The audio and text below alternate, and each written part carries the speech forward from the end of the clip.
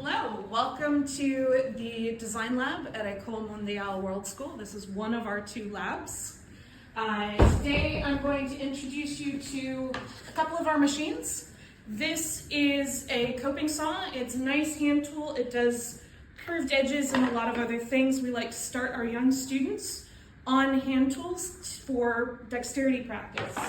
We will then move them into the variable speed scroll saw, which is a great tool for beginners. It gets them learning about safety. It allows them to approach a machine that's powerful without being as overwhelming as our large equipment.